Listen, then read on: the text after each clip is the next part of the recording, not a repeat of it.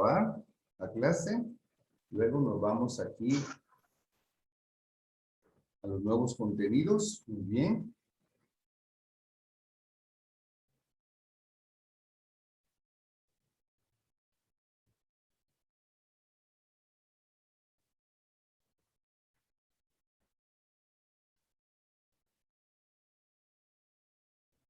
Aquí estamos ya.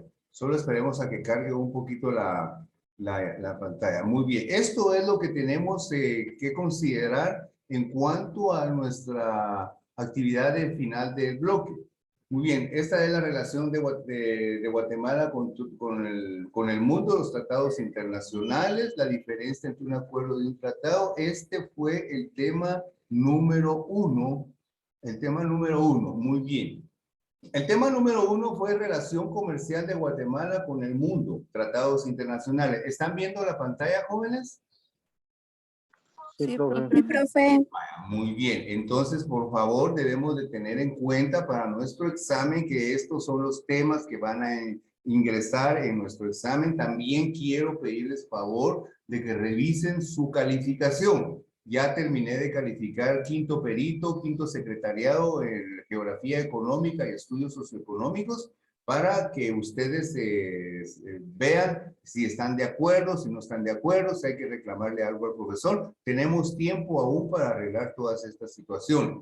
Entonces sabemos de que la relación de Guatemala con el resto del mundo es en base a tratados, en base a convenios, en base a acuerdos. Esto es lo que las naciones tratan cuando se reúnen para realizar algún convenio con respecto a respetar la solemnidad de los países, con respecto a respetar los parámetros comerciales, que es lo que nos interesa a nosotros desde el punto de vista geografía económica y estudios socioeconómicos. Nos interesa el movimiento económico que existe en un país, la forma de industrialización, eso es lo que nos interesa. Pero todo eso a nivel mundial está escrito, está ubicado en ciertos acuerdos. ¿Qué clase de acuerdos tenemos? Tenemos acuerdos comerciales, los acuerdos comerciales son los que más nos interesan porque van de la mano a las situaciones con respecto a importación y exportación de productos.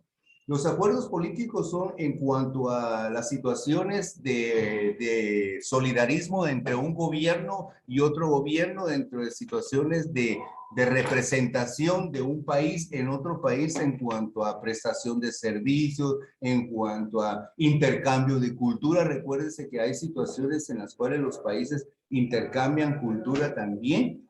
Existe mucho relacionado con los acuerdos de paz, que es lo que definitivamente más involucra a las situaciones internacionales. Pues recuérdense que es un aspecto por el cual la humanidad completa desea vivir. No todo el mundo deseamos vivir en una armonía en donde reine la paz para todo mundo.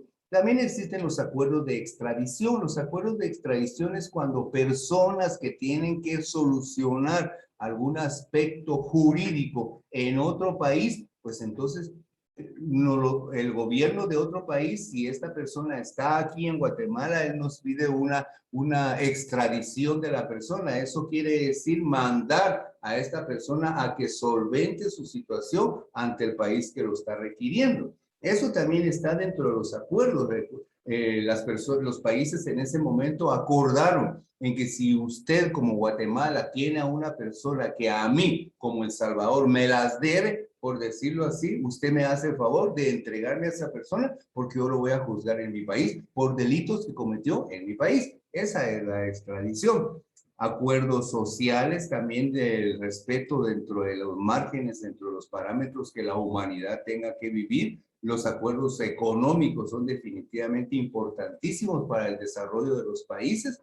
Recuérdense también que el intercambio de culturas es algo que debe de relacionarse dentro de los países, debe de haber un intercambio cultural y todo eso está también dentro de algunos acuerdos, no sin descartar los acuerdos humanitarios que son en realidad los más necesarios en la actualidad, pues la humanidad sufre de muchos golpes que los países grandes, que la globalización, que la inflación, que la delincuencia. Existe una variedad de situaciones perjudiciales para la humanidad y debemos de entonces enmarcarlos dentro de acuerdos internacionales.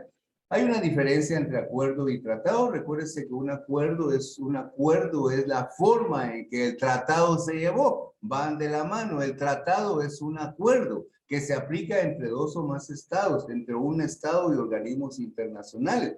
Esto es algo que va muy de la mano. Un tratado es un acuerdo. El tratado es cómo se llevó a cabo diferente acuerdo. Nosotros vamos a tratar cómo vamos a realizar o cómo vamos a escribir, cómo vamos a redactar determinado acuerdo que le va a convenir a diferentes situaciones, a diferentes aspectos, a diferentes naciones. Muy bien.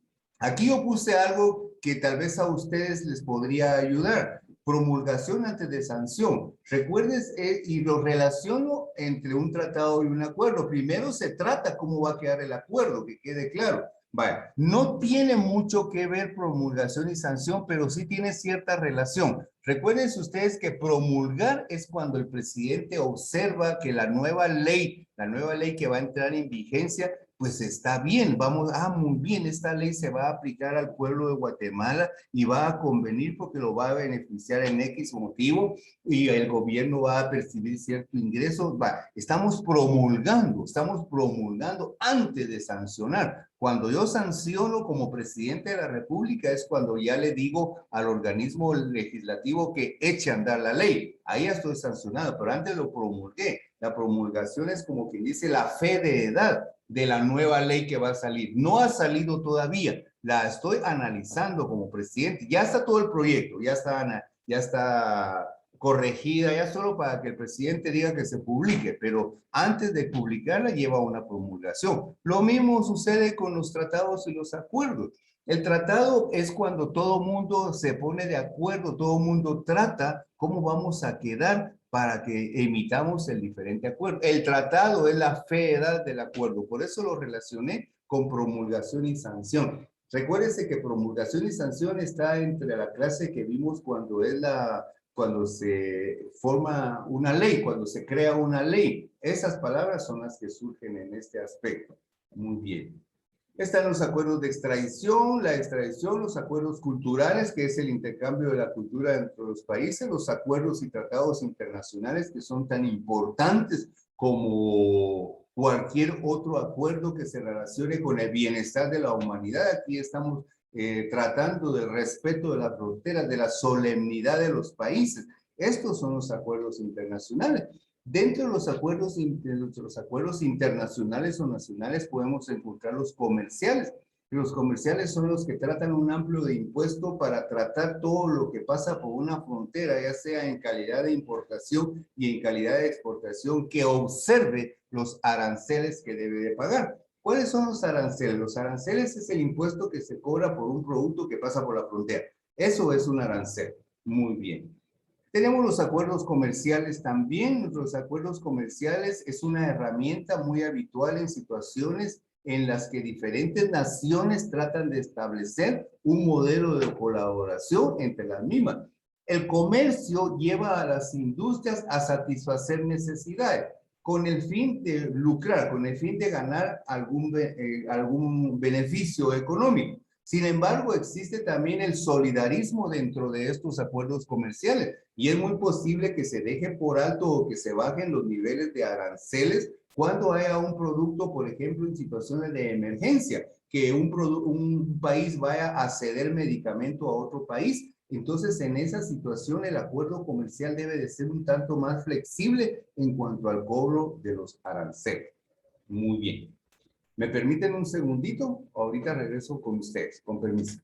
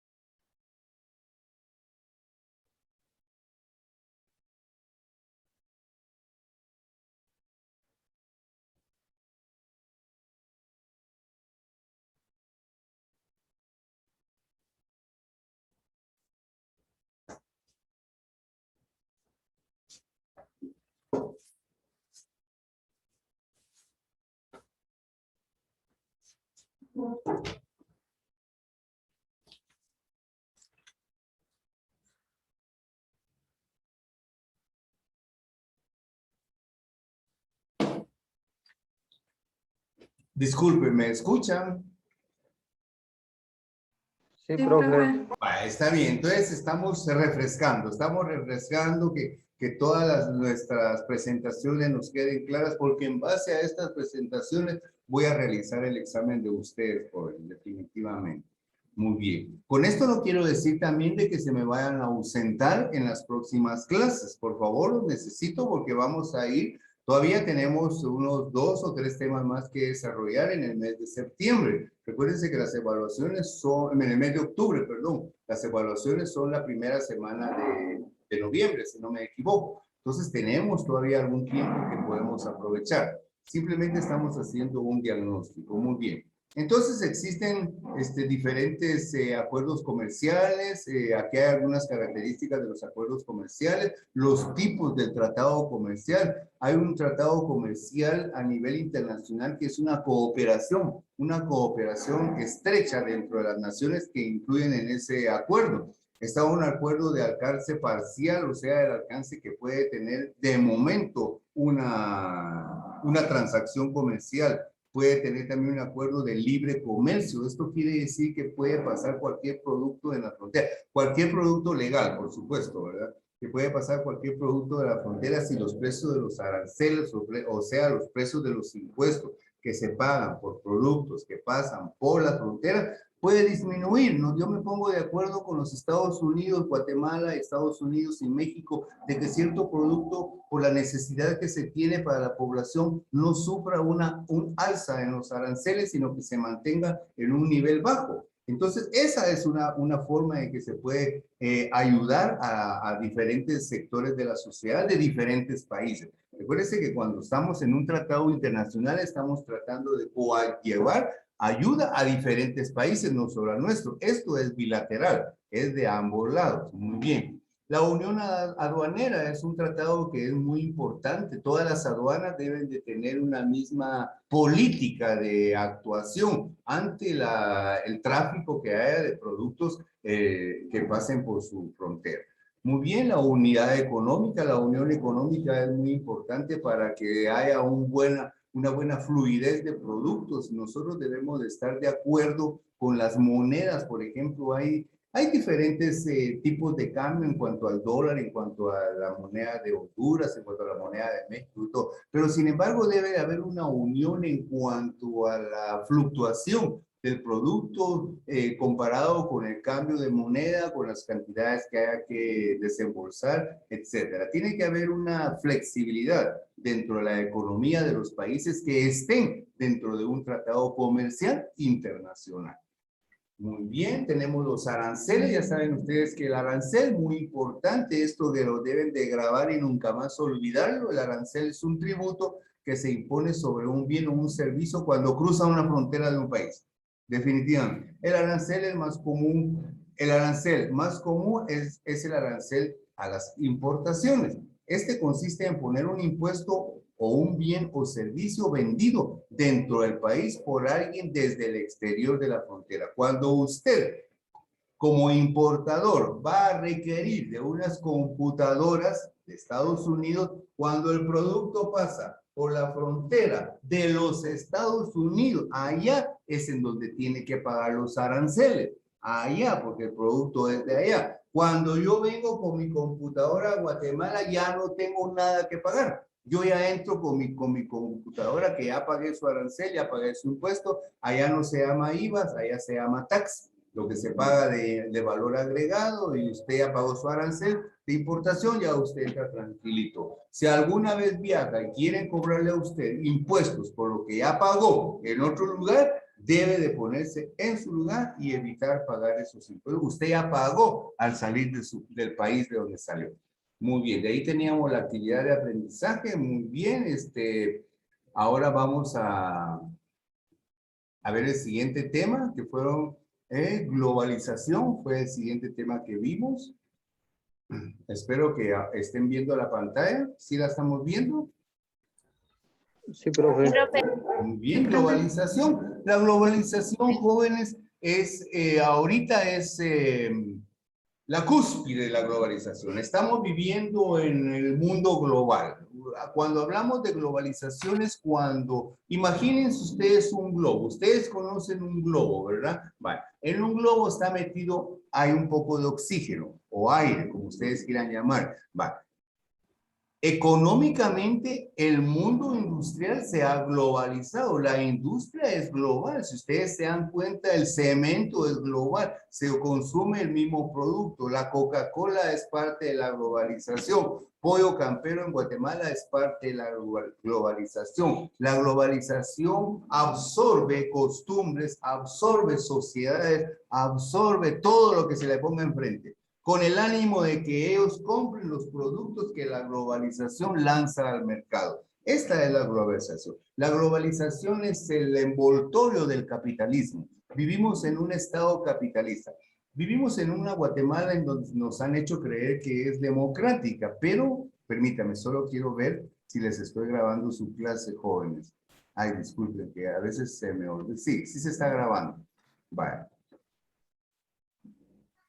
A ustedes como contadores les interesa mucho saber de globalización. La globalización es en la industria, es la industria que está ahorita sobre el mundo. Recuérdense que nosotros somos un país eminentemente productor. El ser humano pues, toma de la naturaleza materia prima, la convierte en producto y el producto lo consume y eso genera un trabajo. Ese es el sistema capitalista, el pago del salario a cambio de un trabajo. En un sistema socialista es muy diferente. En un sistema socialista no hay salario, no hay explotación del obrero. En un sistema capitalista como el nuestro no es, sí existe la explotación y está un poco descarada, pero el capitalismo no es que le va a decir a usted que hay explotación del obrero, no. Eso se debe de graduar, eso se debe de llegar a un contexto, a un convenio entre la clase obrera y la clase patronal, por decirlo así. Muy bien. Sin embargo, la globalización ha logrado cambiar incluso costumbres, la globalización ha logrado cambiar incluso el paladar.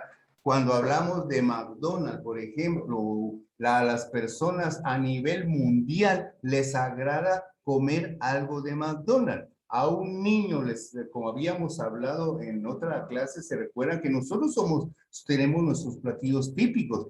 Tal vez incluso a ustedes los jóvenes también ya no les agrada lo que es un cocón, lo que es un pulique, lo que es frijolitos colorados con chicharrón. Háganme favor, a quien no les va a gustar todo eso.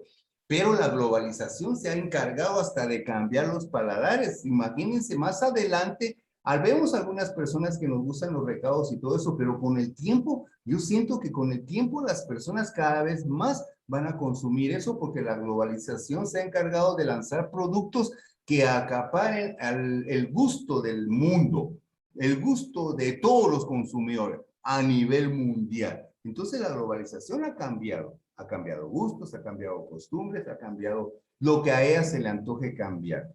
Muy bien. Utilizando mercadeos, utilizando diferentes formas para poder llegar a hacer agradable el producto que a ellos les interese.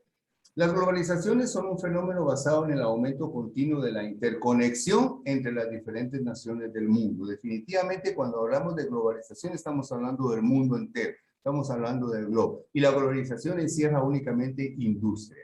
Muy bien. ¿Qué tenemos por aquí? Es una economía global. La economía global es el mercado de bienes y servicios que viaja libremente hacia cualquier lugar del país o mundo debido a la gran apertura que se le ha dado al sector comercial y a la inversión pública. Muy bien. En la actualidad, los factores de producción como el capital, el trabajo, la tecnología, fluyen de un país a otro con gran facilidad. Ahorita en las situaciones a nivel informativo es de una forma inmediata. Usted sabe lo que está sucediendo en Europa en este momento. Usted no puede ignorar ahorita nada. Esa es parte de la economía global también. El acercamiento de los productos que con un clic, antes para pasar $1.000.000 de un país a otro se requería de cierto tiempo. Ahora con un clic, $1.000.000 de aquí a Guatemala ya puede estar inmediatamente en una fábrica pagando lo que usted va a adquirir. Y es en donde me habló alguien. Y ese es donde nos encontramos cuando aparece la palabra tráfico de mercancía o cuando aparece la palabra en tránsito. Digamos, usted paga en un momento determinado en un país con un clic y el dinero ya llegó a la fábrica.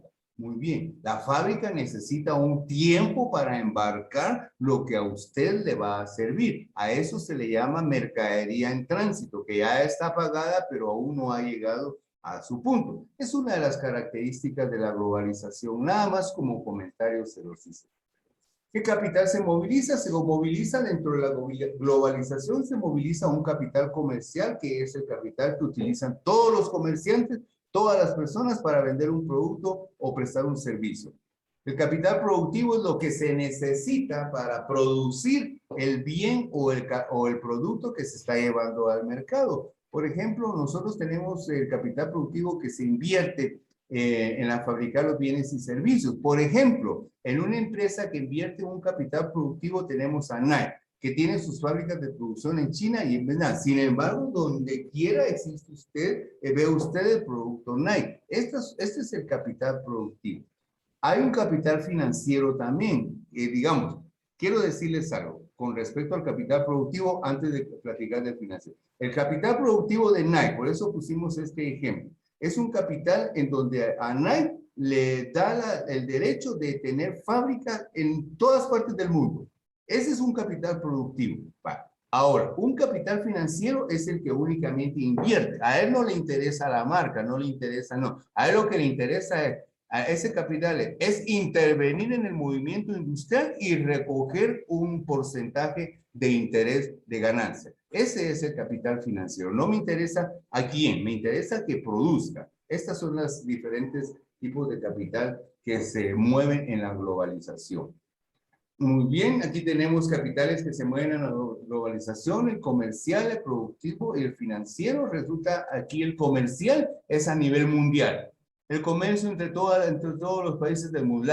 Aquí hay una manita, si se dan cuenta, estrechándose la relación comercial que hay entre todos los países del mundo, que debe de ser arbitraria, debe de ser solidaria ante todo. Productivo es la industria. Aquí tenemos la diferente industria del mundo. No es lo mismo lo comercial que lo productivo, porque en lo productivo yo estoy realizando el producto que después lo voy a enviar al comercio. Entonces, aquí se maneja un capital. En el comercio es otra clase de capital la que se maneja. Y antes de todo eso estuvo lo financiero, las personas que deciden en dónde van a invertir. Muy bien, esos son los tipos de capital que se movilizan en la globalización.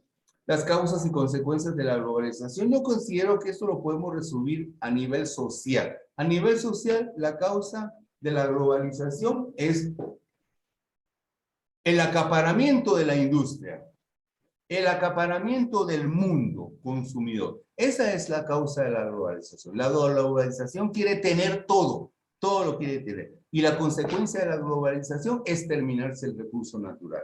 Eso es lo triste de la globalización, mis queridos alumnos. Si se dan cuenta, la industria no se detiene, mucha pandemia pudo haber, todo eso, pero la tala de los árboles continúa, el agua sigue desperdiciándose, el uso del plástico está al centavo. Nosotros debemos de tener un poquito de conciencia en cuanto a todos estos aspectos.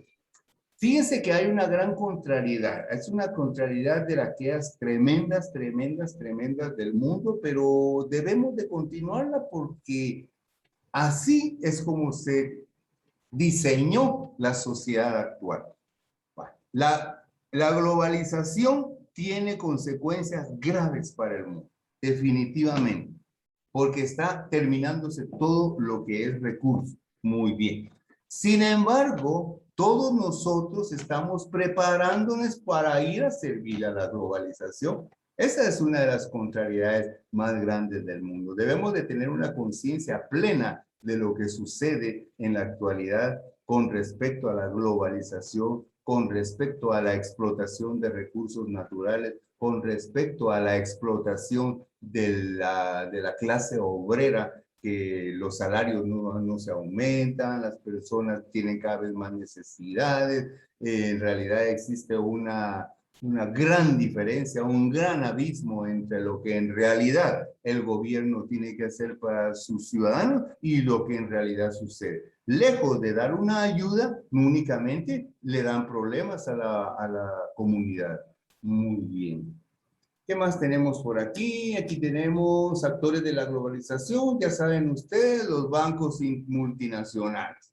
Todo lo que es actor de globalización es inalcanzable, invisible, no nos imaginamos ni quiénes son. Nosotros conocemos al presidente de los Estados Unidos, a la reina Isabel, al presidente de Rusia, al presidente de Italia, conocemos a esa gente, pero esa gente no es la que está atrás de la globalización. La gente que está atrás de la globalización, les aseguro que ni sabemos quiénes son. Es gente es gente que se apoderó del mundo prácticamente y tiene sus representantes a través de sus actores. ¿Quiénes son esos representantes? Los bancos multinacionales. ¿Qué son los bancos multinacionales? Se forman con capital del extranjero, aportan grandes cantidades financieras de inversión. Las empresas multinacionales, como Coca-Cola, como Cementos, como Citibank, como Digual, marcas que son multinacionales. Una empresa multinacional es la que tiene agencias en todo el mundo. Y ustedes saben que Coca-Cola es uno de los ejemplos más grandes de la globalización. Muy bien. Y las instituciones internacionales, los organismos que facilitan las transacciones de acuerdo. Digamos, instituciones internacionales como cuál. En Guatemala serían las industrias que se dedican a la importación y a la exportación. Esas son los actores de una globalización plena. Ventajas que ofrece la globalización, empleos, nada más. Pero teóricamente hay otros, mercados más grandes, aprovechamiento de la economía de escala, acceso rápido y moderno a la tecnología. Son aspectos que la teoría nos dice, pero en realidad alguna ventaja que tenga sobre la ciudadanía no tiene ninguna más que darnos un producto que un ratito lo utilizamos, luego lo desechamos, productos alimenticios que en realidad tienen más preservantes y colorantes que lo que podemos comer naturalmente, sin embargo nos han enmarcado hasta nuestros gustos. Yo considero que es mejor legumbres, verduras y todo lo que cosechamos en el campo que el montón de productos enlatados que nos venden en un supermercado lleno de colorantes y llenos de preservantes, que ya no es un alimento, ya no es un alimento. Simplemente nos enmarcan, simplemente nos han hecho consumidores. Dense cuenta usted, cuando nosotros estamos recibiendo nuestro salario, es aquella situación por ir al súper, por ir a hacer las compras. De acuerdo, hay muchas situaciones que se economizan y se compran de esa naturaleza, pero nos hemos olvidado de lo natural.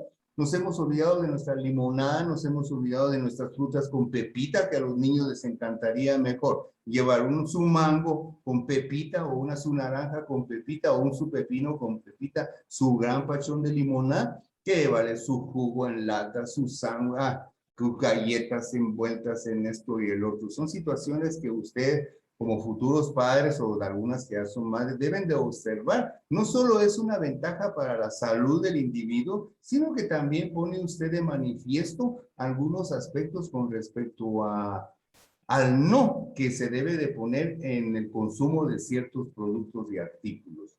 Muy bien. Riesgo de la globalización, en general, terminarse con el mundo. Ese es el riesgo grande de la globalización.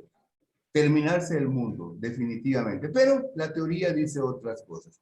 Hay que competir con más empresas y productos, definitivamente. Los consumidores son más exigentes. Eso es cierto también. Menos margen de utilidad. Cada vez que la globalización crece, hay menos margen de utilidad, aparentemente, pero el margen de utilidad que tienen los globales, ellos mismos se los despachan como quieren. Tal vez aquí el margen de utilidad sea menor para la pequeña industria, para el microempresario. Ahí sí estoy de acuerdo, pero en la globalización, el margen de utilidad, cada instante, cada minuto, cada segundo crece, crece, crece y crece y no se detiene. Así es, así de fácil.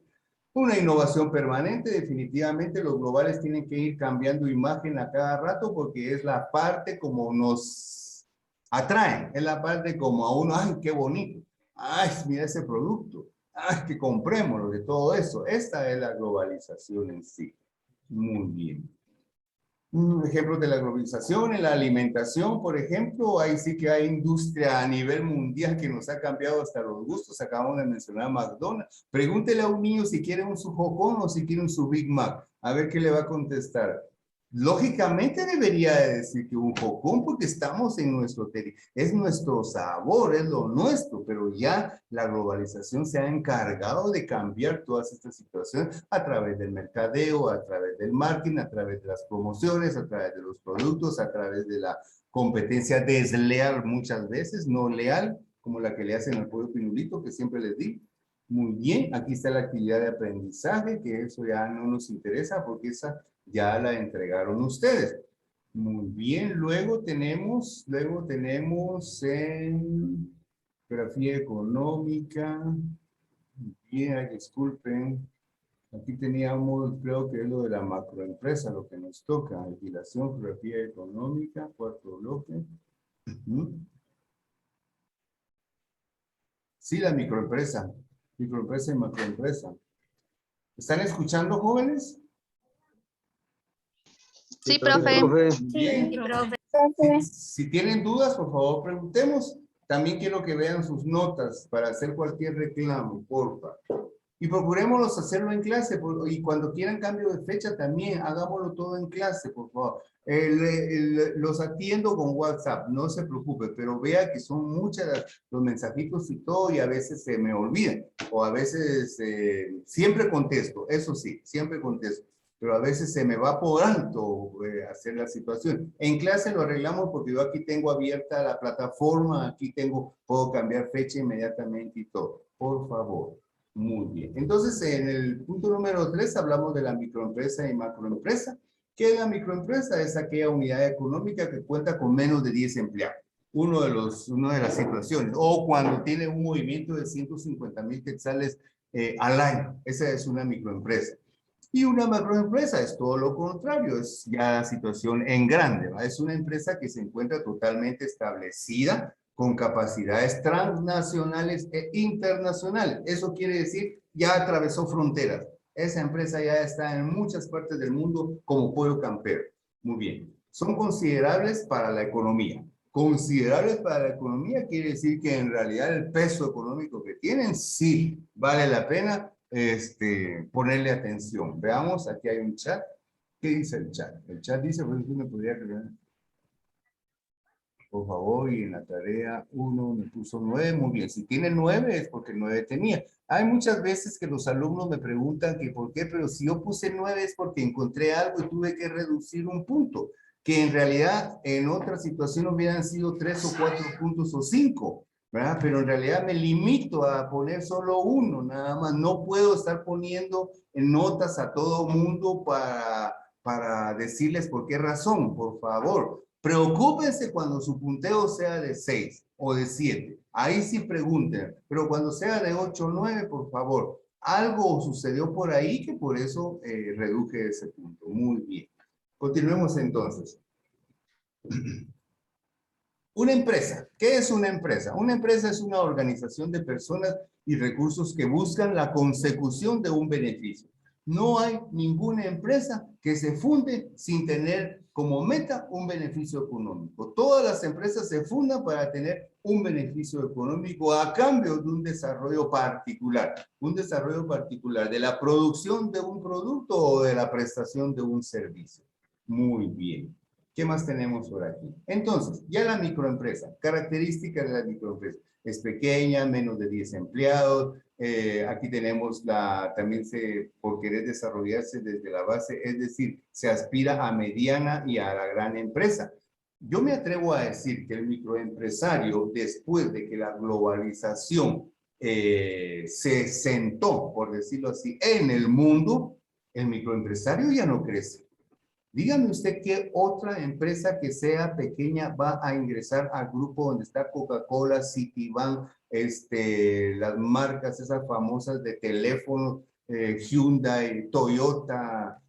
Dígame si hay una empresa de algún país del mundo que vaya a poder integrar esa globalización. Primero, que la globalización ya se cerró y no acepta a nadie más por muchos millones de euros, dólares, libras esterlinas, lo que quiera usted que tenga.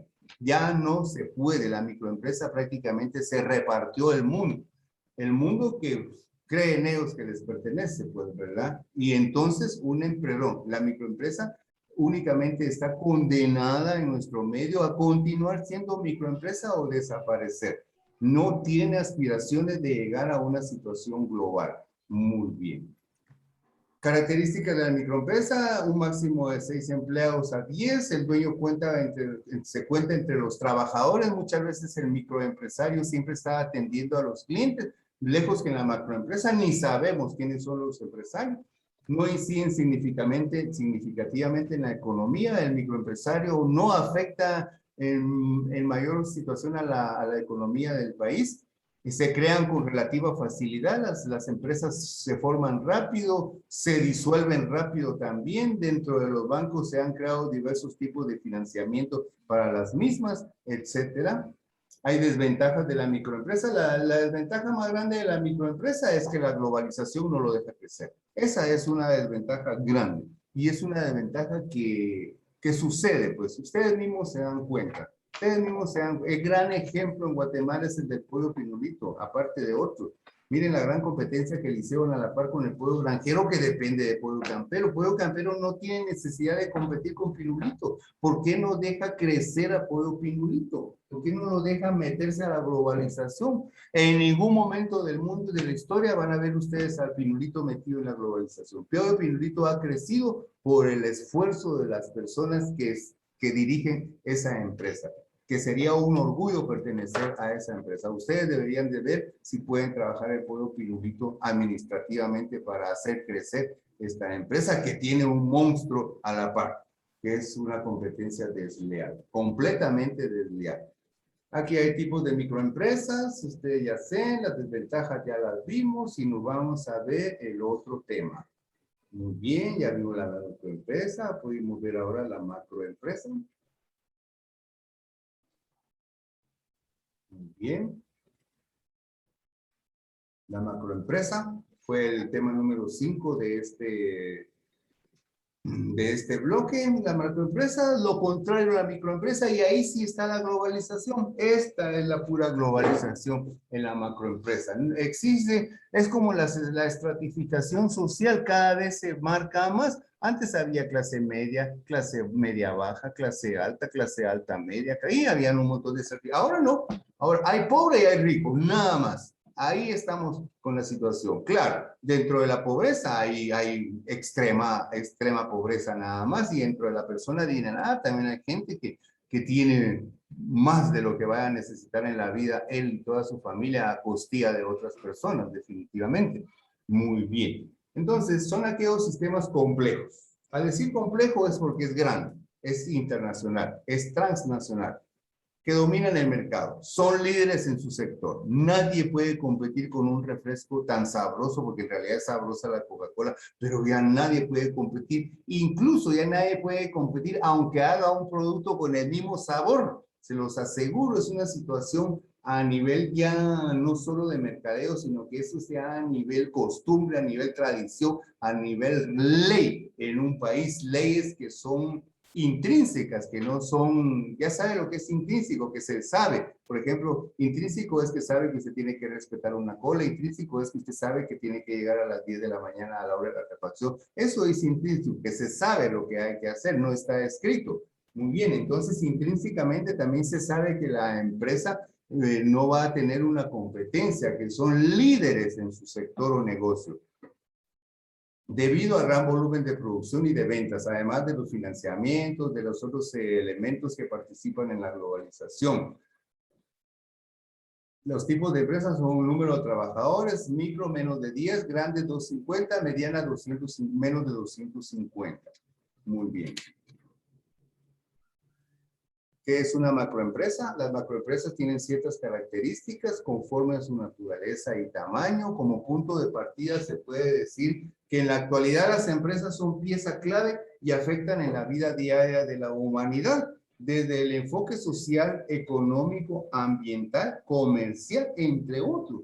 Ya no mencionamos las costumbres porque las quitaron por completo, los gustos, los gustos. ¿Cómo es posible que cómo es posible de que nuestra Guatemala linda no haya llevado nuestros sabores a Europa? ¿Por qué razón? Porque nos tienen marginados, porque nos tienen en una orilla, porque en realidad si la gente europea probara lo que tenemos aquí o probara la comida mexicana, les aseguro que cambiarían toda esa pasta insípida que se saborea allá, porque allá no hay platillos como los que hay aquí en América de condimentados de sabroso, se los aseguro. Sin embargo, nos contagiaron el sabor insípido de un pan de hamburguesa, el sabor insípido de situaciones que en realidad no tienen mucho, y el consorcio y el menjurje y todas esas salsas antisépticas que ahora nos gustan a nosotros, que ahora nosotros, la ketchup, la mayonesa, y son cuestiones que ya tienen años de estar en nuestra dieta y que no eran nuestras. Nosotros teníamos un chilmolito, que es mucho más sabroso, teníamos otras situaciones, pero ustedes son muy jovencitos para darse cuenta de estos cambios que han surgido, pero algo les dice toda esta situación que les estoy platicando. La macroempresa, que es la globalización, se encargó de convertirnos en lo que a ellos les gusta, en lo que a ellos les interesa. Muy bien, en el que nosotros consumamos. No solo les producimos el producto, nos pagan lo que ellos quieren, sino que tenemos que consumir su producto también. Muy bien. Creo que me entienden sobre lo que es el capitalismo en nuestro medio, que no es nada bueno. Muy bien. Desde la revolución industrial, las organizaciones o empresas han determinado el paso de la evolución del progreso del sistema capitalista. Esto es algo que no nos quitamos de. ¿Y el capitalismo qué es? El capitalismo es en donde el rico se hace más rico y el pobre se hace más pobre. Ese es el sistema en el que está. Que no nos vengan con que estamos en una democracia. Esta es una cosa que usted como alumno debe de saber. La democracia es el gobierno para el pueblo. Aquí en ningún momento el gobierno ha sido para el pueblo, desde hace siglos. Muy bien. ¿Qué más tenemos? Fundamentos de la empresa y microempresa. Tiene su fundamento, tiene una relación, tiene bases, tiene leyes. Aquí seguimos con los fundamentos. Los riesgos de una empresa, esos son de acuerdo al control. Usted de acuerdo a su control, perdón, los rasgos de una empresa. El departamento de control de las empresas es la que le va a delimitar qué rasgos tiene una empresa, qué es lo que tiene que cambiar, qué podría mejorar, qué podría sustituir, etcétera. También tenemos una clasificación de las empresas. Después de la clasificación de las empresas, vimos de acuerdo al volumen, número de colaboradores. Aquí tenemos preguntas que posiblemente, esto no creo que venga en el examen, pero es posible que se acerque, por ejemplo, a la clasificación de las empresas. Ahí sí. Luego tenemos, existen dos criterios que inciden en estos modelos con respecto a la clasificación de las empresas. Ejemplos de las macroempresas y tuvimos la actividad de aprendizaje.